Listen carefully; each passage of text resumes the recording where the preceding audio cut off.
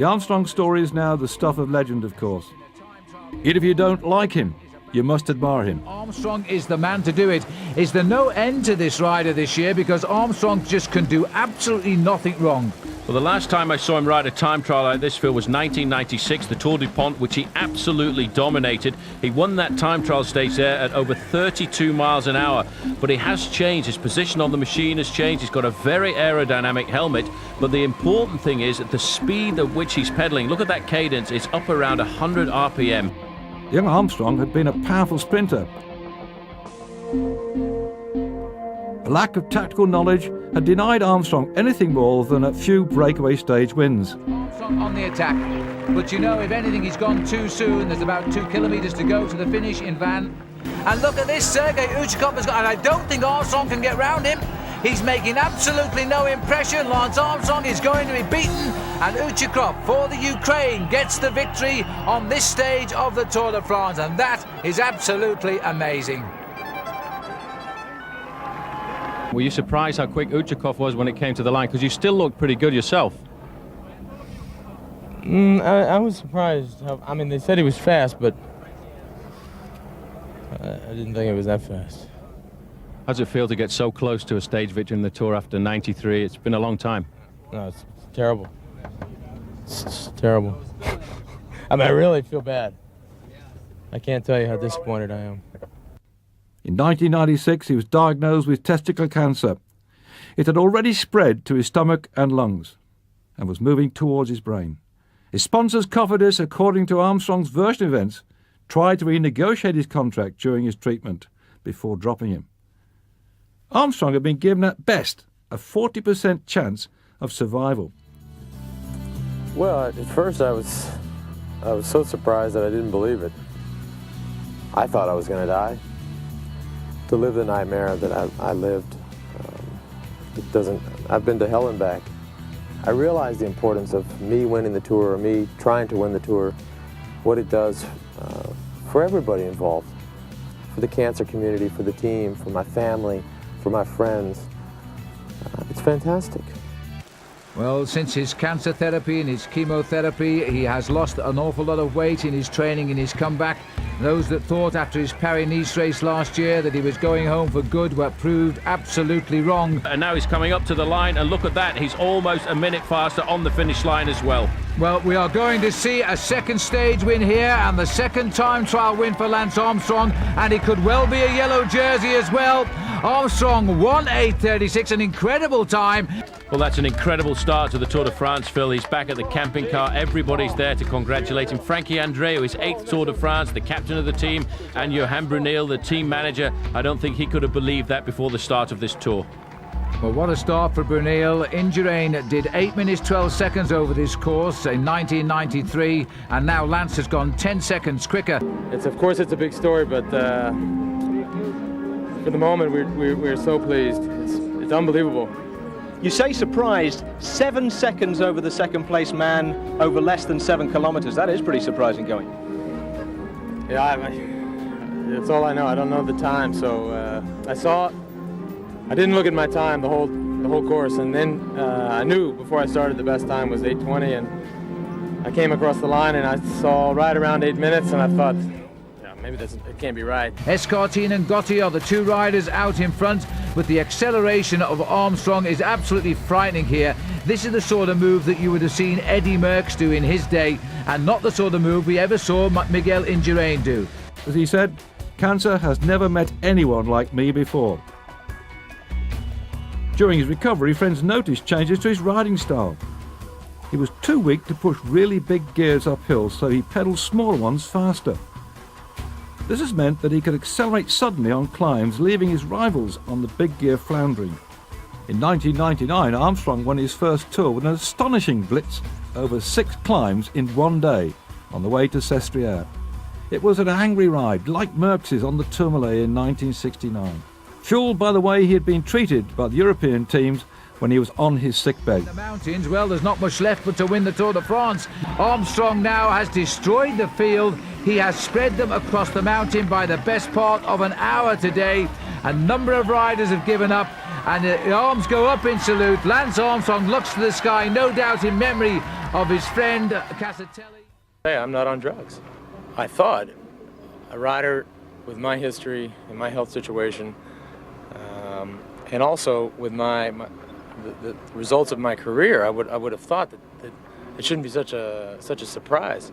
Okay, I was surprised to have certain good days, but I'm not a new rider, and I'm sure that there's been some looking and prying and digging. I know there has been, but it's been a week and nothing's been found.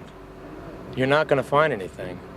If it's L'Equipe, if it's Channel 4, if it's a Spanish paper, Dutch paper, Belgian paper, there's nothing to find.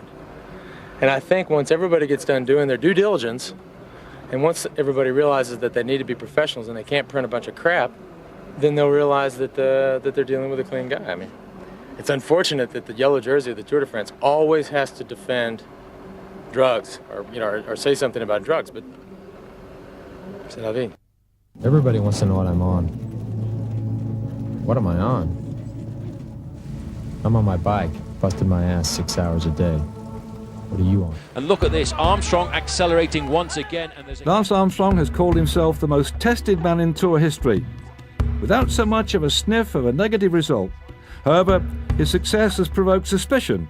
Well, I never thought I'd see the day when Lance Armstrong would blow away the man we've always referred to as the finest climber we've ever seen in the current peloton of cycling, but he started it and Armstrong has finished it. And now Lance Armstrong has written off the riders on the climb of Otacama, shaken the head there by little Marco Pantani.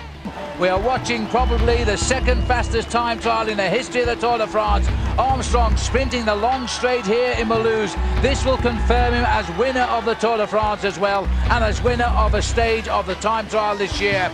Armstrong rocks and rolls his way home here now as he comes up to the line. His time is 1:5:01. He wins the time trial, and look at the speed, 53.9 kilometers an hour. That is the second fastest time trial ever seen. It's a family affair for the Armstrongs now. Christine there, his wife, and new baby Luke, already a winner on the podium in the Tour de France. And there's a crash in the postal team. There's a touch of wheels. Two riders are down here on the floor. One of them is Van der Velde, I think. The right-hand side of the picture, I'm not sure whether the other one is Tyler Hamilton, but two riders are down. looked like Roberto Heras who went down now. That somebody's switched across there. Number 9 going down there is Van der Velde, the first man to go down, right over the top wheel in front of him. Now that is going to be bad for the post. He's still got around about 18 kilometres to go to the finish line. Van der Velde, the big strong man of the team, now trying to come up to Heras. I don't think they'll wait for them right now, but this is going to be a very difficult tactical decision for Johan Brunel to make in the team car. Team Telecom have got to beat 1:23.19 of Rabobank, and I don't think they're going to do it. This is a very long finishing straight. Jan Ulrich there is in the white jersey. Guerini, the climber, is in third place there. They're coming up to the line. Vinokurov is in this group as well. It's going to be oh so very close, and they may well just do it on the line. Oh my goodness me, they're not going to do it. Rabobank stay one as Deutsche Telekom come in just 3 seconds down. Officially, we round up to the whole second. So Telekom are second over the line at the moment. Now then, the big news is out on the course here. Lance Armstrong here. What's he doing? They're waiting. They've decided to wait for Van der Velde and Roberto Heras. They realise that Van der Velde is a big, strong man. They're going to wait for a few seconds. They'll lose 25 or 30 seconds with this manoeuvre, but they feel that it may well be important over the last 15 kilometres. Armstrong giving instructions, slow down, let's get back together. Let's get 9 men into this event. He's now proving not only is the leader of the team, he's the captain on the road. Lance Armstrong has made no secret that the Tour is his objective for each year. Everything else is merely preparation. His US Postal teammates work with one objective: to put Lance in the yellow jersey. They are perhaps the most single-minded, focused and successful team in Tour history.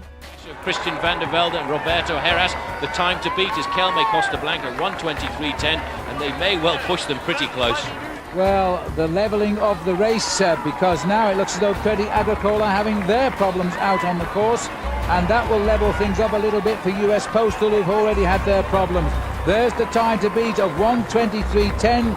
Surely the Postals have not been able to reverse a deficit like that, because Kelme were quicker by just 15 seconds at the last check.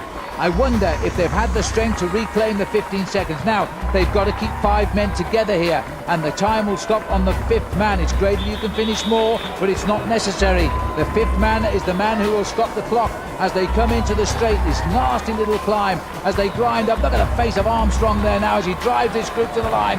The champion of the Tour de France these past 2 years. Grimaces, 1:23.10. I think it's going to be desperately close. We may have a new best time despite all of the problems of the postal boys. Armstrong bringing his team home to the line as he comes up to the line. New best time, 1:22.58. Armstrong now for the first time today is looking comfortable. He's come into his terrain. Vinokourov, boom, he's out of the group right now. Telecom are losing their men one after the other. They are dropping like flies. This is where you have to race alone, and Armstrong's gone. A big move by Lance this, and there's no reply coming at all from Jan Ullrich. Ullrich has got no answer to this acceleration by Lance Armstrong. So Armstrong has been holding everything under those legs till the last climb, and now he has launched the attack. He wants to win it out, Duez. We knew that. We were just not too sure he had it in him. He will thank Rubiera, who has completely sacrificed himself. He took a look straight into the eyes there of Jan Ullrich and said, well, here I go, are you coming or not? And the answer is not. Well, Armstrong has really showed everybody now he is once again, for the 3rd year in succession, the man to beat in the Tour de France. And again, so early in the event, he has used his enormous strength to destroy the morale of those who are close to him. All out on the course, on the descent. Oh, there's a risk there. Somebody's gone off. That was amazing. Ulrich's gone down. Ullrich has gone over the edge. Unbelievable. He was taking risks, trying to damage Armstrong, but he's okay. He's up. He's climbing up there. Oh, my gosh. Unbelievable. He took huge risks around there. Unfortunately, Livestrong has stopped and waited for him. This is remarkable. He wanted to blow Armstrong away on the descent exactly 40 years after the same thing was done by the cannibal Eddie Merckx to Luis Ocaña. That was on a different mountain, of course. That was on the Col de Monte. But he never made that at all. Ullrich just didn't make it, and Livestrong saw it happen and waited for Jan Ullrich. Now he's going to have to pace him back. We'll have a look at that one more time. He was going straight into that corner, going much too fast. Armstrong was following him, saw that the German had gone the wrong way into the corner. He's fine, you can see he controlled it, he just went over the top of the bars. That was an excellent roll. I tell you one thing, the man is an absolute acrobat, and now he will find that Armstrong is on his own. I would expect Armstrong to wait because there's still an awful long way to go to the finishing line, and he needs to do that right now because he doesn't want to try and take advantage of that accident by Ullrich. He needs Ullrich and Livestrong to get himself a little bit closer to the finish line. Ooh, but that was real drama on the roads of the Tour de France today. And Ullrich's under pressure. This is another attack, and we've seen this on the mountains around France this last few weeks, and now he's gone again. And when he goes, Paul, we wonder, because this man just opens a gap and makes Ullrich look like a club cyclist. Remember, he was 35 minutes behind just a few days ago.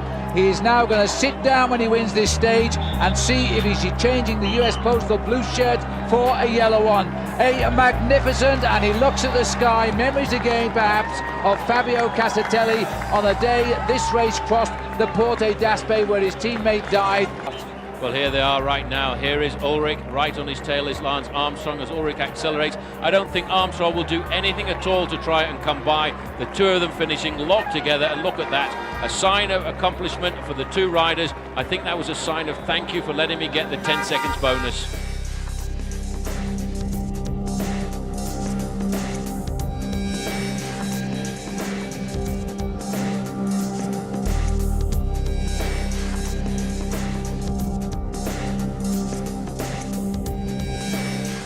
Now, we've heard Jan Ullrich's excuse, which was that the drug taking was purely recreational, but I doubt that that cuts much ice with the Team Telecom management, because the fact is that when he's in the peloton and fully fit, Jan Ullrich is probably the most talented rider in it. Armstrong is just manoeuvring Bolocki into number 2 position to ride him out of the race in the race for first place.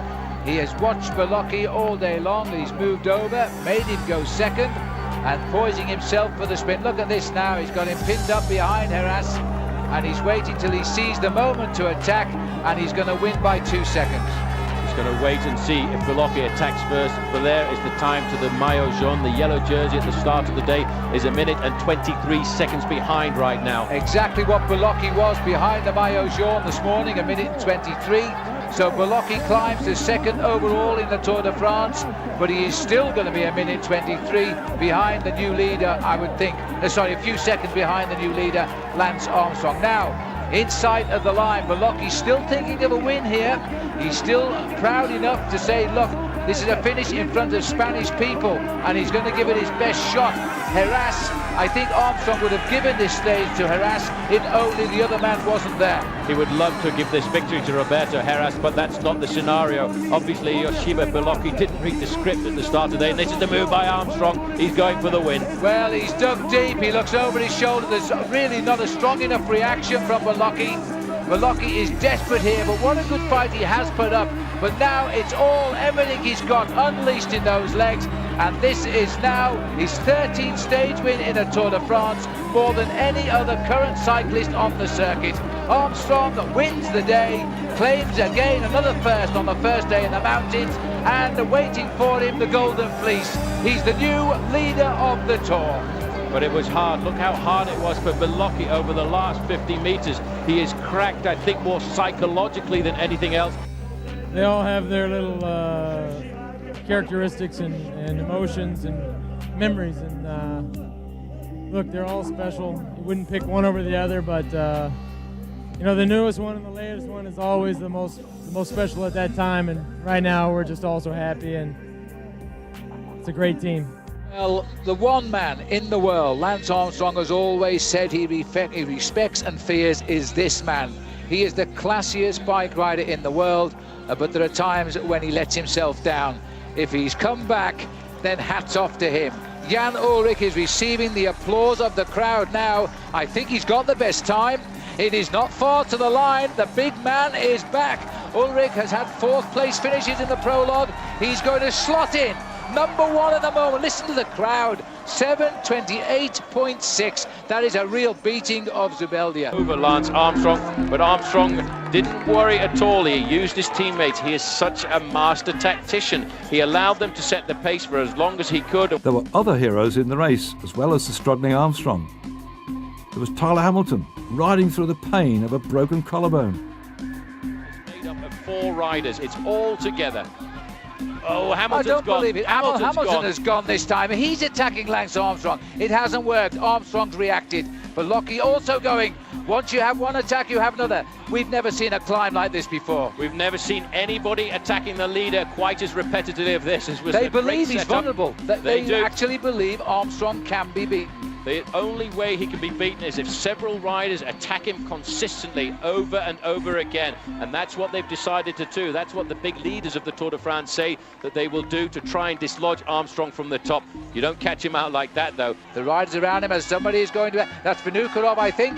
Alexander Vinokurov has had a move from the front. You see, they're sensing there is a chance to beat Armstrong. They are going at him like an automatic rifle. It's bang, bang, bang. As soon as they feel they're slowing down, somebody else goes off the front end of the main group here with all of the challenges at the Tour de France. Alexander Vinokurov had felt that the tempo was slowing down a bit. This crowd is the most monumental crowd we've seen here at the Tour de France, at least since I've been coming anyway. They're all over the place, and they're encouraging everybody in this 100th anniversary of the Tour de France.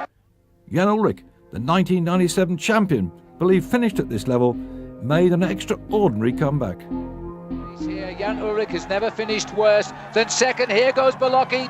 Another desperate move. Armstrong, not a sign on his face of any effort. He's out of the saddle and he's straight onto the slipstream of Belocchi. 6 riders aren't supposed to come together on a climb like this, and Armstrong is determined now to take the 3rd place, and this is for the yellow jersey as well.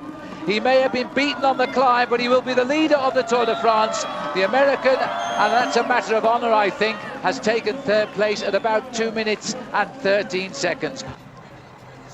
Ooh, and he nearly lost his front wheel there going around the corner. A little twitch of the front wheel. He's taking a lot of risks here. He's only leading by 10 seconds. The difficult thing on a day like this is, in fact, the toe, and Beloki's gone down. Armstrong's off the road as well. Armstrong, complete control there. He's into the field, but what a great bike rider. He's gone across. This is unbelievable. I've never seen this before. Armstrong went across the field there. He's back on the road at 4 kilometers to go. What great reflexes from the man from Texas. Tyler Hamilton coming along there, touching him on the shoulder. This is unbelievable. That man was in complete control there. Watch this again. This is Yoshiba Beloki locking up the back wheel. His tire has come off. Armstrong has gone across. Alexander Vinokurov, I think, has gone down as well. This is unbelievable. Armstrong riding across the apex of... Oh, this is incredible. Armstrong is such a star. The yellow jersey of the Tour de France at 4 kilometers to go has in fact shown us that he's an unbelievable bike handler. Let's calm down. Beloki's down. Beloki's injured. He does not look good at all.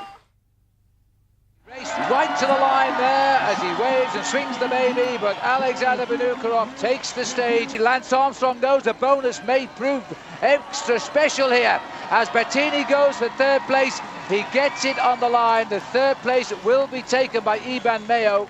Good ride here is Armstrong right now. He was on the tailcoats of Iban Mayo. He's accelerated towards the finishing line. He's not going to beat Jan Ullrich. Look at the time, 58.32. Armstrong is well outside of that. But you know what, Phil? This is not a man who is weak. This is not a man who is giving up, but he's actually fighting to keep himself in the yellow jersey. He will do that without too much of a problem. But Jan Ullrich is going to be within 1 minute of Lance Armstrong in the overall classification tonight. But nobody has broken the hour except Jan Ullrich for the ride today. Armstrong has made a race of this. It's been a huge struggle for him. 1 hour and 8 seconds as Lance Armstrong crosses the line. He will keep his leader's yellow jersey, but he is yet again reminded he is in the toughest scrap of any Tour de France he has ever won. Denkt noch gar nicht an morgen, weil ja, es ist alles möglich. Dieses Jahr ist alles möglich. Armstrong has been put into difficulty there. He's lost the wheel of Ullrich. Ullrich has closed the gap to Vinokurov. Armstrong is having a terrible day. Well, you say it is a terrible day, but it is a great day because he is holding on. Now Ullrich has taken over. And there's a huge cheer gone up here when they've seen Jan Ullrich attack in the finishing zone. And Lance Armstrong is in trouble. He wants that wheel of Ivan Basso. He needs that wheel of Basso. Armstrong, in the last kilometres of the climb, is now very much on the defensive. The yellow jersey is up for grabs. There is a vacancy for the leader of the Tour de France. Armstrong is on the defensive. Jan Ullrich needs 34 seconds. Vinokurov needs 51. Less if they get in the first 3 because of the bonuses. Here comes Jan Ullrich to the line now. A final kick of determination has destroyed Belzebeldia. Don't worry, the camera makes him look closer than he really is. As now Jan Ullrich comes to the line, and then the clock will start. Ullrich is second, Zubeldia gets a third, and now Lance Armstrong, you are brilliant. That is a recovery for you. He saves the day. It was on the Luzardi Den that the 3 main players in this extraordinary race, Armstrong, Ullrich and Hamilton, all put their stamp on the race in their own unique ways. Waiting for somebody to pull in the flag, and now it was even... Oh, what's happened here? What has happened there? It seemed quite a normal corner. He must have hit somebody in the audience. Mayo has gone. Now the situation. Remember the pair of sword when Ullrich crashed? Armstrong waited, but what? Let's have a look at this now. I still is unclear here exactly what happened. I can't see. I think he just touched somebody with his handlebar there, but his chain is off. His chain is stuck, and it's a complete and utter chaos at the back end of the bike race. Can he recover? He's on his same bicycle. His teammate is there right now. He's changed up onto the gear to try and get himself. He's got a teammate there. There is Chechu Ribiera. Calm down. Don't panic, lads. He's saying, he's putting his hand down and saying, don't worry, we can get back into this. The adrenaline will be pumping now like you will not believe here. He's got to control it, otherwise he'll take himself over the top. He's so lucky to have a teammate, and I think he's waiting. Well, Ullrich is now in first place. I can't believe he will take advantage of this. He's looking over his shoulders. He knows there's a possibility of winning the Tour de France right now, but he's not sure what's happening. There is Vinokurov in front. There is Iban Mayo. He's the man who went down with Armstrong as well. Oh, what is going on? There's a problem with his pedals. He has a problem with his pedals. This is what happened. I think his pedal may have broken. This happened. He didn't hit anybody. Well, it was the problem with his pedals. It was very strange to see that. He's looking down. He now knows he's got a serious problem. Watch this now. Well, this is awful. Digging deep, and his foot has just come out, and I don't believe how he's managed to keep it upright there. And how did Mayo must have panicked as well there. Well, what is this Tour de France going to end with? Every day is something different. Armstrong is out of the saddle again. He's jumping onto the tail here of Here Iban he goes Mayo. again. But you know, thinking back to that crash, I think and he's going again, he's accelerating again, Phil. This is amazing. This man has been on the ground. He almost lost his manhood on the crossbars a few moments ago, and he's decided he wants to go. 9 kilometers to go to the summit. The return from catastrophe not only won Armstrong the Tour, it was the defining moment of the 2003 race. It may also have secured Armstrong's rightful place in the affections of the French sporting public at long last. Race this is. Lance Armstrong now, the adrenaline still pumping from his double accident. He was now up there with the greats. This is a matter of pride again for Armstrong. A massive round of applause. No victory salute from Lance Armstrong. It's who's going to get hold of me, because the clock has started. The two riders from Euskaltel Euskadi are trying to get themselves the bonuses, and that's going to steal that away from Jan Ullrich. The two men, Iban Mayo and Zubeldia, in second and third position, but these men have closed down an unbelievable gap over the last few meters. Well, they've done the dirty there on Jan Ullrich, because he's not going to get a time bonus, which might be the difference between winning and finishing second in the Tour de France. They're all round the corner, but they feel they're obliged to do this to show their Basque friends and countrymen that they were there. And fourth place for Jan Ullrich, and I make it about 42 seconds, 40-42, it's not official. But that means Lance were 40-55, 1 minute 15 approximately. Lance now leads the Tour de France. Surely that's enough. 2 years ago, Jan Ullrich had a big crash on the descent of the Pierre Sword, went off the road, looked awful. And I told everybody at the time, you know, only 3 or 4 guys left. I said, look, we have to wait for him, because we don't know if he's okay, we don't know if he's coming back. So the race is neutralized until he gets back. And so, you know, Jan was perhaps had that in mind today, and that was my payback, and I appreciate it. Now, what is Lance going to do? As he races up now, searching to beat the time of 35.19. He goes around the corner. He's got 10 seconds to hit the line. He's getting desperately close. One thing's for sure, they are still virtually identical in this time trial as we enter the last few kilometers. And the clock stops at 35.21. It is incredible, Paul. It is just over a second difference. Ullrich looking for that little bit of extra energy there. He's a huge, big bike rider. Now, David Miller, the British rider, is in 54.05. Hamilton is not going to beat that, but if he can just squeeze out a sprint, he should hold second. Oh, Ullrich's gone down. Ullrich has crashed. Well, we can't see Hamilton finish, because this is what everybody is worried about. Ullrich has gone down, and he was in the lead by about 6 seconds when he fell. We can look at this now. These are the grease on the roundabouts, and they saw the sparks flying. Unbelievable. It is a very dangerous time trial. He's gone into the bales. Thank goodness there were bales at the side of the road. And it was just the front wheel that was lost. The team manager was there very quickly indeed. The mechanic was up alongside. Now, that's the same place where Uwe Peschel crashed, Paul, and broke his rib. So Ullrich is up and away. Goodness knows how many riders fell off today, including Jan Ullrich, but Armstrong comes home. It looks like a third place finish, and he knows it's nothing. He's won the Tour de France with 54.19.66. Look at the smile appearing. He's looking up at the finishing clock, which every rider can see as they come into the finish line. The joy is there, and the moment that he comes up to the line, rarely do you see him just show this kind of emotion. That's for him, and that's for the team.